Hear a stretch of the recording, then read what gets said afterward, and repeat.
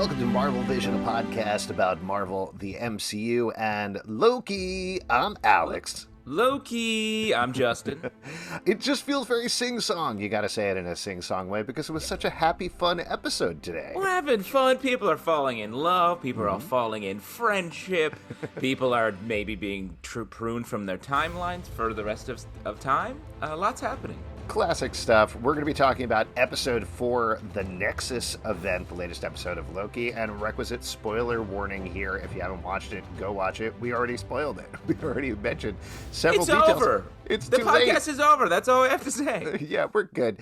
But yeah, again, we're going to be talking about this episode. The big broad strokes, though so much went down in this episode, is Sylvie and Loki are left on Lamentis 1. They are thinking that they're going to die, and as Judson mentioned, seemingly falling in love at the same time.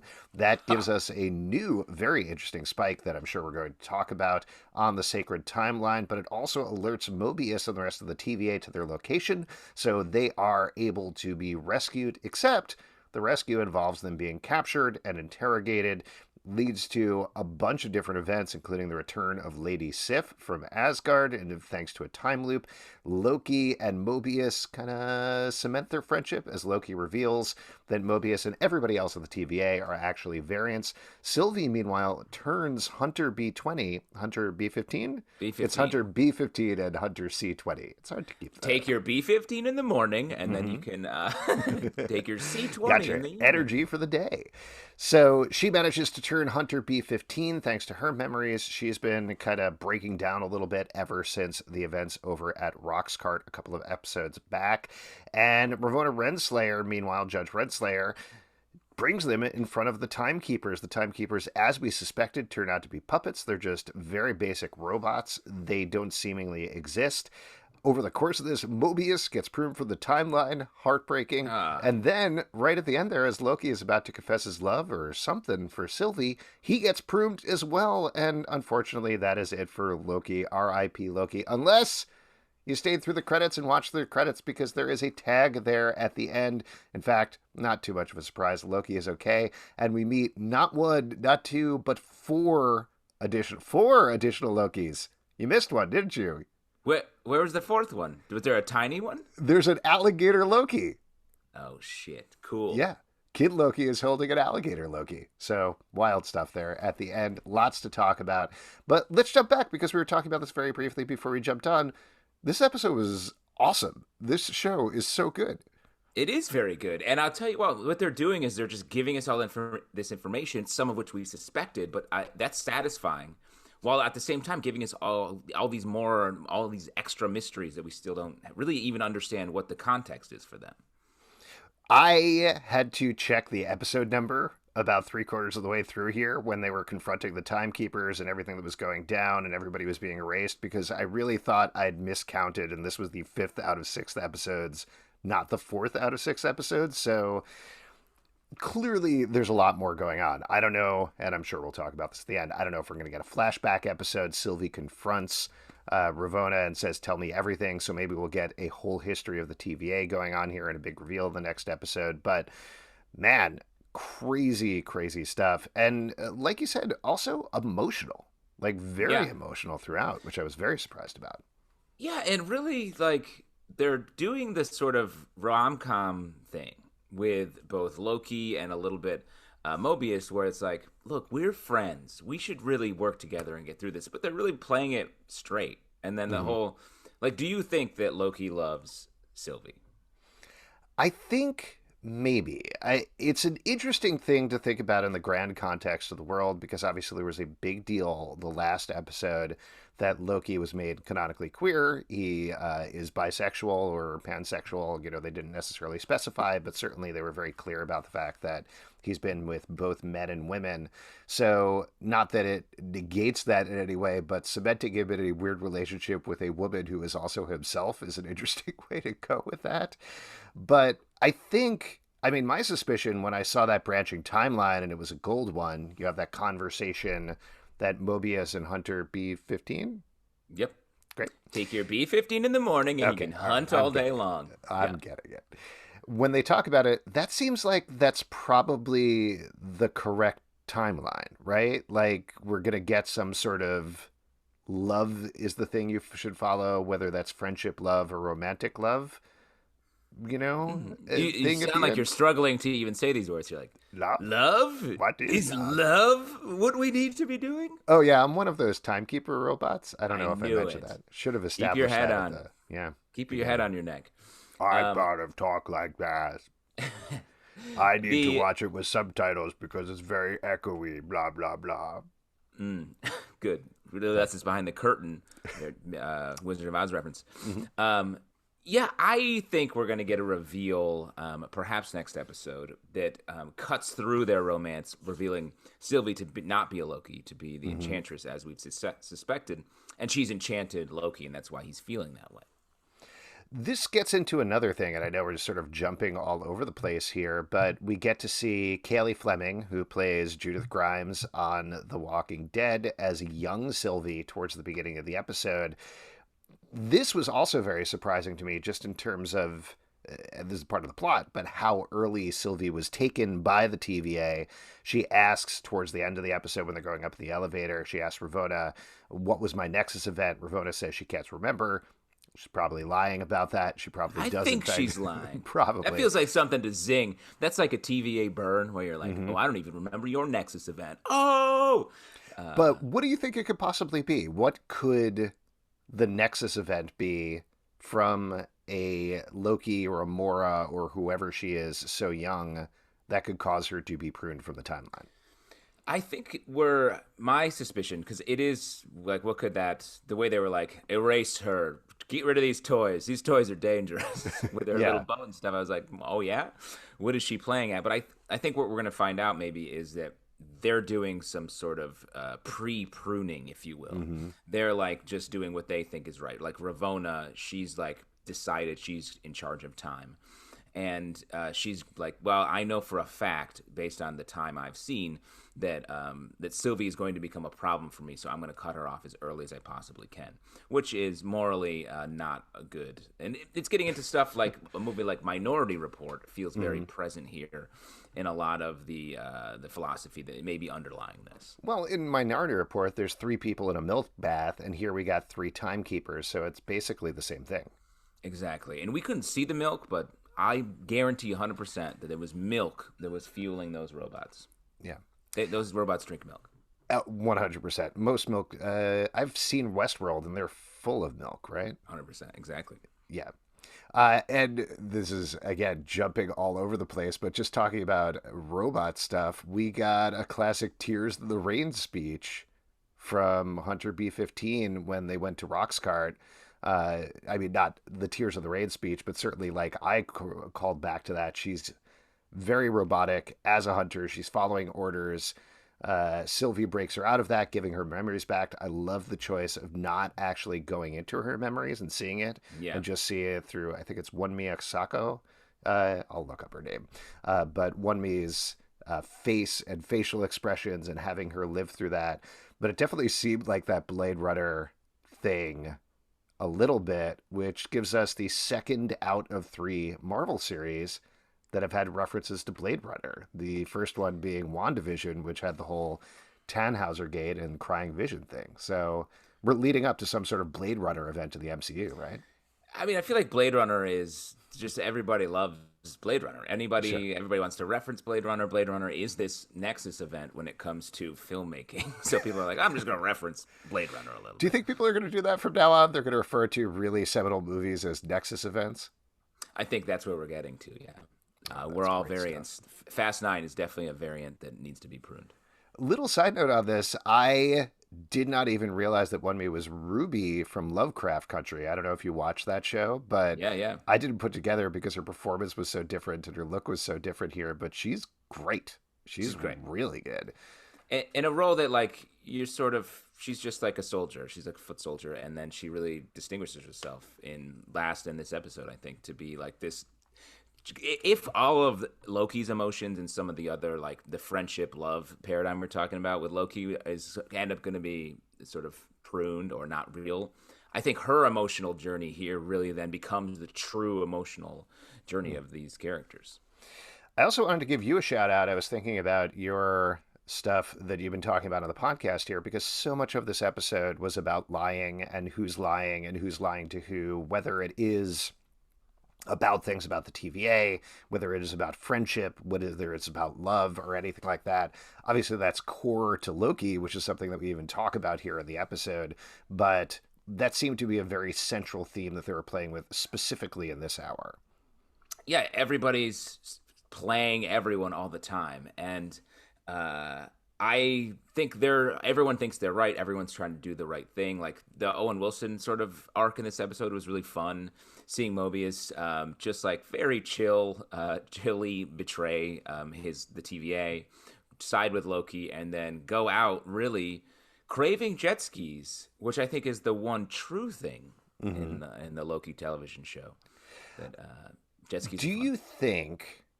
Do you think maybe the idea here is to have a well-rounded life? You have to lie? Is that part of it? Because Mobius isn't really a full person until he starts betraying his friends and organization.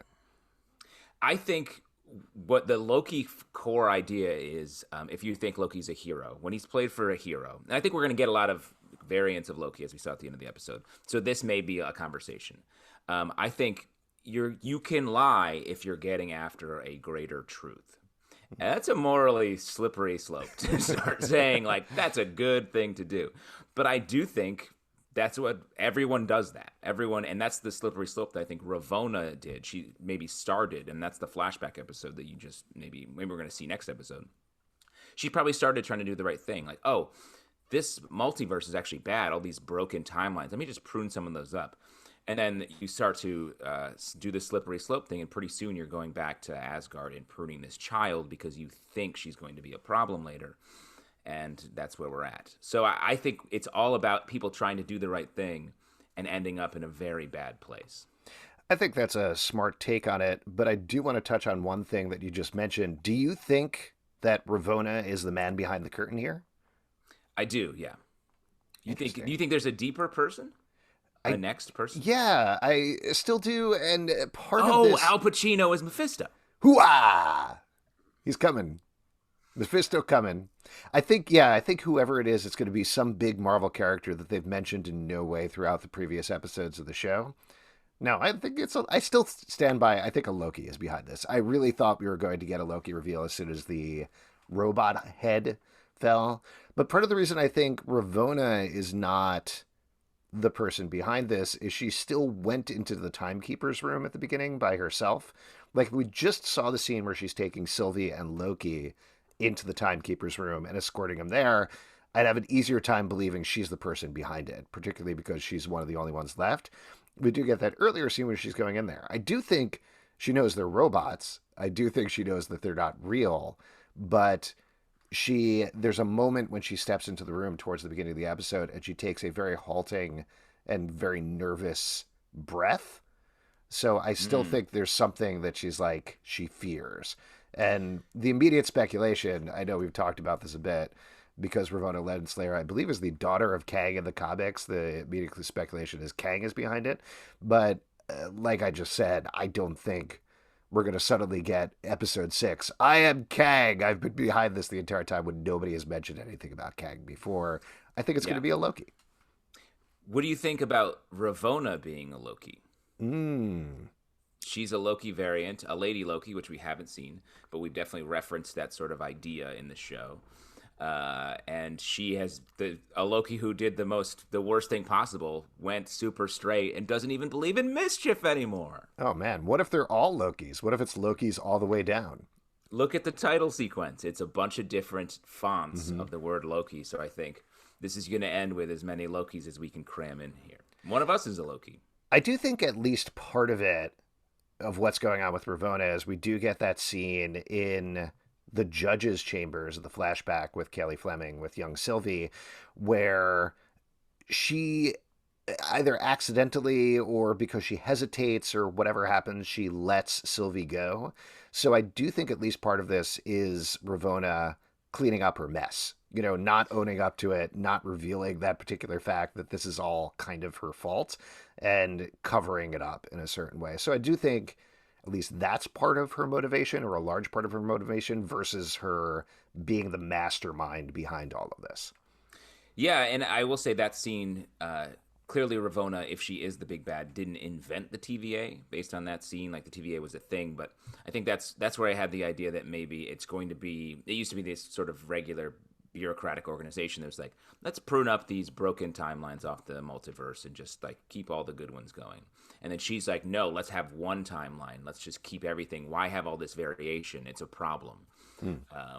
And so my guess is she went from this regular organization and took it over and turned it into this sort of controlling, using variants as their foot soldiers, bad organization that it is now. Interesting. This is a very broad statement and doesn't necessarily have to do with the Ravonna thing, but I just wanted That's to... what podcasts are for, broad statements. Broad statements. I just wanted to mention, I really like the writing in this episode. I thought there was a lot of very solid turns of phrase, particularly in the conversations about friendship, both between Ravonna and Mobius, and also Mobius and Loki. I love the fact, this is coming off of, I think there was a big discussion about the last episode, the Sylvie Loki episode, where some fans, which I think is crazy, no insult to anybody who listens to this podcast, but that it was a little too talky. And I go entirely the opposite direction. My favorite scene, I think, in the episode was just Mobius and Loki sitting down and talking, and Owen Wilson and Tom Hiddleston's rapport there, the way they go back and forth, the way they're parrying, the way they're talking about everything was so thrilling to watch. And that's not easy to do. It's not easy to make a back and forth talking scene so interesting. This is a talky show. I mean, we get a little fight at the end here, but otherwise this is sort of just a lot of walking in and out of rooms, having serious chats, with a couple of fun moments in between. And I agree with you. Like, I love that. These actors are great. The way that they're sort of, the things they're talking about are exciting. Like, it's really working. Yeah. My favorite line was another folksy, dopey insult from this folksy dope. So funny. Yeah. Let's talk about Lady Sif, the big MCU return this episode. So great to see her back. I know she was very underserved in the Thor movies. I don't even think she showed up in Thor Ragnarok at all. But we finally got to see Jamie Alexander again. She got a big, really full emotional arc in this episode. So that was great to see, and I hope fans were pleased. Yeah. This is the appearance that the Sif fans have been waiting for, where she just methodically says the same 2 to 3 lines over and over again. I felt a little bad, to be honest. Yeah, I mean, Sif just doesn't get the star turn that I think in anything. And, like, it's just hard in the whole Thor verse. There's so much going on. And in this, like, clearly this wasn't about her. This is just about doing the Groundhog's Day thing for Loki. And I liked the sequence of it. It was cool. And you do just feel a little bit bad for Sif. Yeah. I think the fullest arc that she ever got was the one episode of Agents of S.H.I.E.L.D. that tied into Thor the Dark World, where they start, if I remember correctly, they start in London and they're like, this is some weird wreckage that happened during Thor the Dark World. Well, time to head somewhere else and talk to Sif and see what's going on with her. But maybe she'll come back at some point. Maybe I think she's in Thor and Love and Thunder, so hopefully they'll do a more solid, better job with her there. But still nice to see her, and a fun sequence for our Loki. Can we call him our Loki? Is that okay? I think that's the only way to distinguish. There's going to be so many Lokis in this show very soon. What are we going to do? Loki Prime? Our Loki? My Loki? Your Loki? We can each claim a Loki. Yeah, exactly. Wait, which one is yours? If my theory's correct, I'm going to take Ravonna. Ooh. The Dark Horse Loki. I'm going to take Mobius, who is also a Loki. Nice. I'm going to take the jet ski, which is a Loki jet ski. It has a little hat on it. That's the handlebars. Yeah. Oh, yeah, there you go. A couple of other little notes I wanted to mention. There was a ton of speculation off of the trailer when it first dropped that Black Widow was going to show up, but it turns out it's actually just Sylvie with some red lighting on her hair, which was kind of funny. Can you imagine Black Widow showing up in this series? That would be so odd. Yeah. Well, it makes no sense now, but I think back then the speculation was that Loki was going to have to confront all the things that he had done wrong in his life. So, and it also looked like, Oh my god, I always blank on this. What's the name of the terrible planet where Black Widow died with the Soul Stone? Vermeer. Vermeer, yeah, I think that's right. Anyway, the planet kind of looked like Vermeer, so I see how people potentially could have put that together, but obviously that's not what it was at all. There was also a little teaser. I'm a little bummed that Pete isn't on this episode because I feel like this is the one detail he would have picked out of the entire episode. But Mobius mentions that they've had to pull in Kree, Titans, and vampires. Clear Yeah. setup for the Blade movie. Right there. Huge, definitely a nod to the Blade heads out there. Like, and he turned to camera and winked at that Yeah. time too, which is And he like, said, hey, Mahershala, you ready? Wow. You ready? good way to warm up there. Yeah, he was, and it's weird when he said the Blade movies are definitely the original Blade movies are part of the MCU, which was very gratifying for Pete. Pete loved it. I heard him cheer somewhere. Should we talk about the end of the episode? Like Yes. the very end of the episode, the teaser after the credits.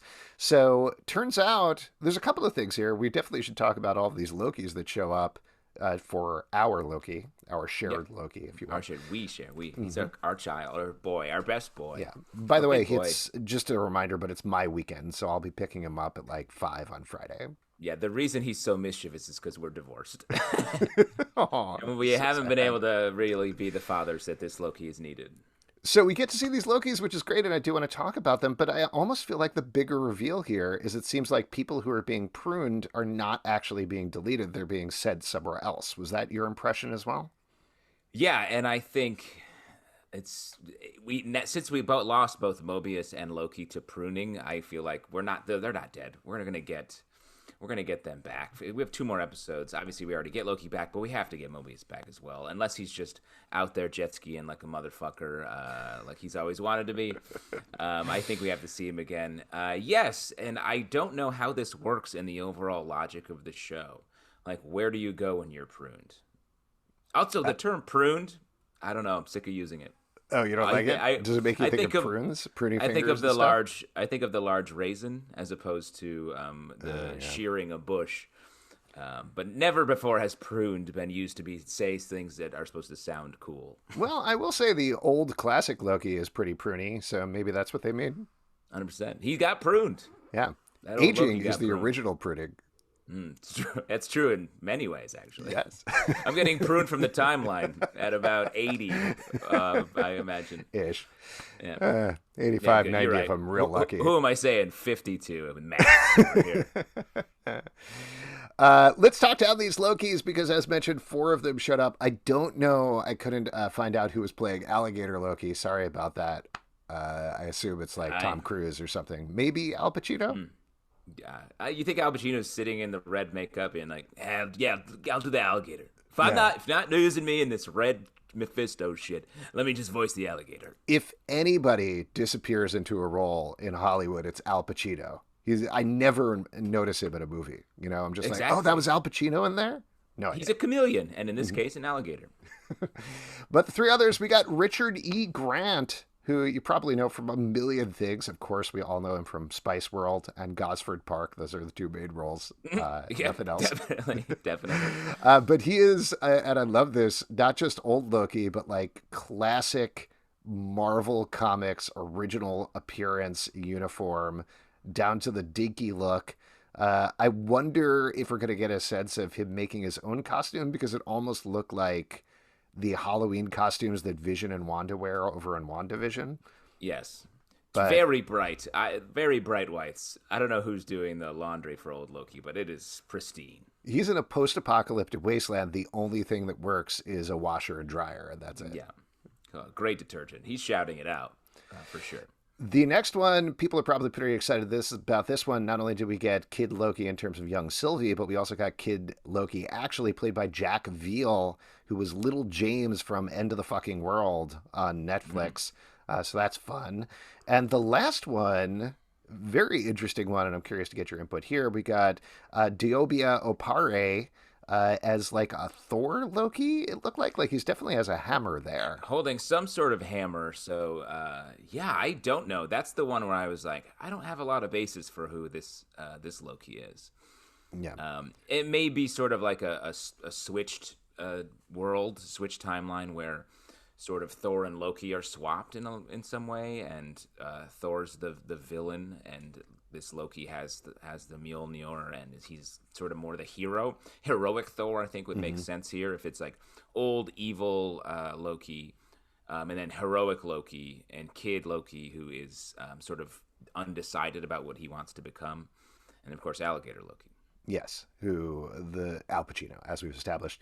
Yeah. Real quick on the name Al Pacino. I don't know what that was. That was kind of like an alligator thing, but it just didn't work. Real quick on the actor, if you kind of recognize him, the guy who's playing the Thor Loki, he was Mr. F. Young on Sex Education. He also played a character named Loki on Santa Clarita Diet. So that's pretty interesting. That's weird. But most people probably know him as Aro Hota from Game of Thrones, in case you recognized him there. You think that's how they cast it? They were like, hey, you played a Loki in another TV show. You're in! Get in here. Yep, that's how it works. They did a search on IMDb, and they're like, bring in anybody who's played a character named Loki. Let's do it. That's how Hollywood works. It's fast. It's fast, and it doesn't make any sense. It's nonsense. Before we move on here, though, there's so many big moments in the episode that I'm sure we skimmed right by. Anything in particular you want to call out, Justin?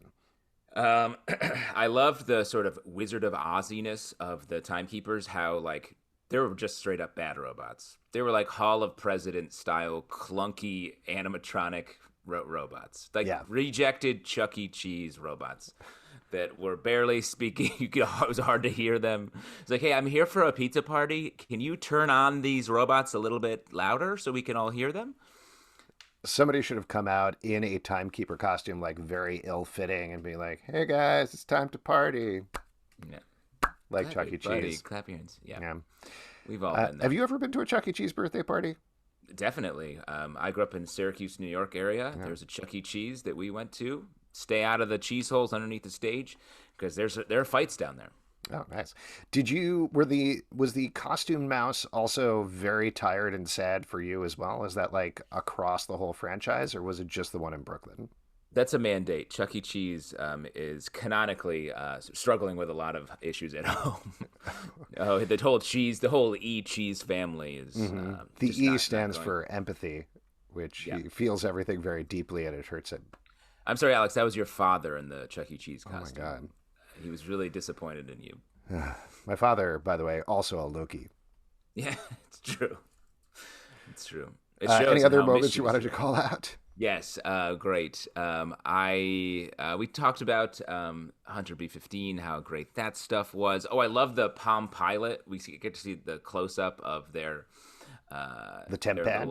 The time pads. And seeing that close up and how like old timey tech it was, I thought was really fun to get that close up. It's those sort of details, and I don't think we're heading in this direction, but those sort of details, because everything is so much fun about the TVA, makes me not want Loki and Sylvie to succeed. Like, I don't want them to bring down the TVA. I like the TVA. It's a fun place to play in. And I do think, we've talked about this before, but given that this is the one Marvel show that we know there's probably going to be a season 2, I don't think they're going to destroy it or anything. They're just going to change it, so we still will get those details. But I definitely had a little feeling in this episode where they're like, we're going to bring this place to its knees. I'm like, but it's fun. I don't know. I'm having a nice time. But if you know Marvel, they're not going to erase anything, like you said. They're just going to change it back to the more bureaucratic organization run by a jet ski loving Mobius. That'll be great. All right, why don't we move on to our vision board where we talk about what we want to come up in the next episode. Justin, what do you want to see in episode 5? Well, I mean, we've talked a little bit about it. I think we're going to get a lot of Lokis. I think we're going to get a flashback to Ravona's journey and the revelation at the end of the episode that she is behind it all and she is perhaps a Loki. That's my vision board. I definitely think, like you're saying, I think episode 5 is the one where we got to get the villain reveal, right? Like, that's pretty much happened in each of the previous Marvel series, just in terms of pacing. We're here at the end. So just an understanding of what they're dealing with as they're going into episode 6, I feel like that's a no-brainer. But I still want to see the thing that I called a couple of episodes back about just tumbling through a bunch of different timelines. You know, we got that a little bit in previous episodes. Very interested in these new Lokis that we get to see towards the end. But, you know, I want to see an army of Lokis coming together to take down the TVA or transform it into something new. And I kind of think that's what we're going to get. A Loki Voltron that's sort of all holding on to each other. Love it. The other thing that we know we're going to get, though, is that scene from the trailer of Vote Loki from Daniel Kibblesmith, friend of the show's book. We are definitely going to see that. It'll be interesting to see if that's our Loki or another variation of Loki. Maybe we'll get an Expendables style going around and getting the team together, just a bunch of Lokis. Well, and I think Loki's going to have sort of an existential crisis where he has to choose what kind of person he is. Is he a good guy? Is he a bad guy? I think that's going to be something running through this next episode as well. And it's going to end on, like, I'm Loki. I'm in the middle somewhere. I'm a mischievous do-gooder. I'm selfish, but also want to do the right thing. It'll also be interesting to see, and I do feel like this is a last episode thing at this point, because we'll probably have Loki and Sylvie separated, at least for the next episode. Some clarity in terms of their relationship and what that means for that golden timeline or whatever's going to happen next. I don't know. I'm still not totally feeling like we're necessarily going to get romance from them so much as even him just saying, I like you, you know, as a person, which is a big admission for Loki to make, that he cares for somebody and that he trusts them, because I don't even think he's necessarily told Thor that at any point. Maybe he has in one of the movies, but he clearly loves Thor. He's his brother, but he never tells him that. So saying that... Go talk to your bro. Go talk to your bro. Give him a call. Call him on the alligator phone. I think you're slipping into an accidental Owen Wilson impression. Wow. It just happens You're regularly. becoming him. Oh, my God. Maybe I'm a variant. Oh, no. Is this an Nexus event? Oh, wow. All right, folks, if you'd like to support our podcast, patreon.com/Comic Book Club. Also, we do a live show every Tuesday night at 7 p.m. to Crowdcast and YouTube. Come hang out. We would love to chat with you about Loki. iTunes, Android, Spotify, Stitcher, or the app of your choice to subscribe, listen, and follow the show at Marvel Vision Pod on Twitter, Instagram, and Facebook. ComicBookClubLive.com for this podcast and many more. Until next time, stay marvelous.